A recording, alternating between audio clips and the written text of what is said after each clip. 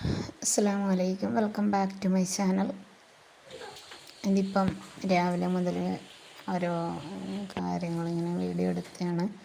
കുറേ ദിവസമായി വീഡിയോ എടുത്തിട്ട് 10 ദിവസം ആയിട്ടുണ്ട്.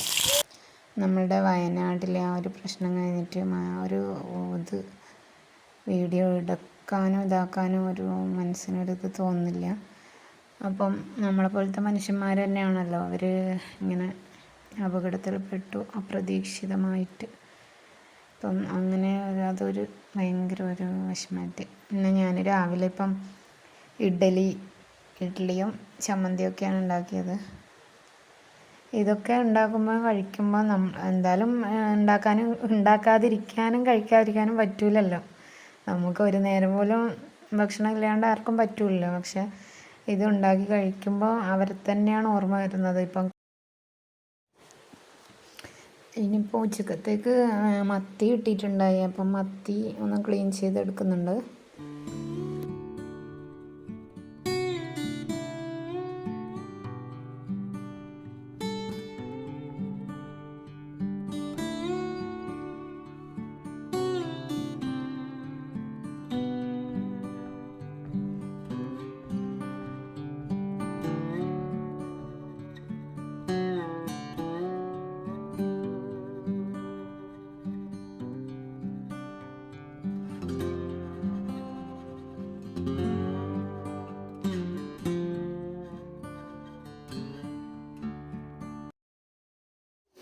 പിന്നെ തോരൻ വെക്കാൻ ക്യാബേജാണ് എടുത്തത്. നമുക്ക് ക്യാബേജ് തോരനും മീൻ കറിയും ഇത്രയേ ഉള്ളൂ.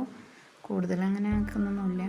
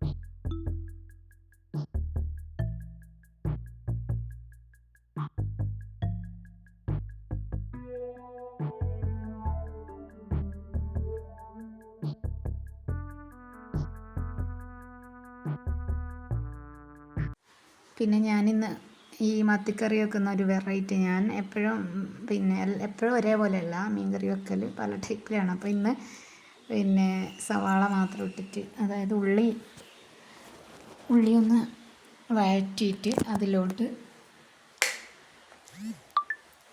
മുളക് പൊടി 2 ടേബിൾ സ്പൂൺ മുളക് പൊടി ഇട്ടു. എന്നിട്ട് അതൊന്ന് നല്ലപോലെ വഴറ്റിയതിന് ശേഷം ഒന്ന് മിക്സിയിലിട്ടൊന്ന് കറക്കിയെടുത്തു. അപ്പോൾ കറക്കി ഒരു കൊഴുപ്പ് കിട്ടും. അപ്പം അത് വീണ്ടും ഇച്ചിരി വെള്ളം ഒഴിച്ച് ഈ ചീനച്ചട്ടിയിലോട്ട് ഒഴിച്ചിട്ടുണ്ട്. പിന്നെ അതിലോട്ട് ആവശ്യത്തിന് ഉപ്പും പുളിയും ഇട്ടു. സിമ്പിളായിട്ടുള്ള ഒരു കറിയാണ്. അധികം ഐറ്റംസ് ഒന്നും ഇടാണ്ട് ആ സവാളയും മുളക് പൊടിയും മല്ലിപ്പൊടിയും ഇട്ടതൊന്ന് അരച്ചെടുത്തിട്ട് പേസ്റ്റ് ആക്കിയിട്ടാണ് ഇങ്ങനെ ഒരു ഗ്രേവി ആക്കുന്നത്. ഒരു സിമ്പിളായിട്ടുള്ള കറിയുമാണ്, നല്ല ടേസ്റ്റും ഉണ്ട്. അപ്പം മത്തിക്ക് ഇപ്പം നല്ല ടേസ്റ്റാണ്, നല്ല നെയ്യുണ്ട്. പിന്നെ ഈ മറ്റേ എണറില്ലേ, അതിനെന്തിപ്പോൾ പറയൽ, പനഞ്ഞിൽ എന്നൊക്കെ പറയും. കോട്ടയം നമ്മൾ എണർ എന്ന് പറയും. മീനിൻ്റെ മുട്ടയില്ലേ, മറ്റേ അകത്തുള്ള സാധനം, എണർ, അതും ഉണ്ടായി. അപ്പോൾ അതും ഒന്ന് പൊരിച്ചു. കുറച്ചൊരു 3 പീസ് മത്തി പൊരിക്കാനും എടുത്തു. നല്ലോണം നെയ്യ് ഉണ്ടായതുകൊണ്ട് മുളകൊന്നും അതിൽ പിടിക്കുന്നില്ല.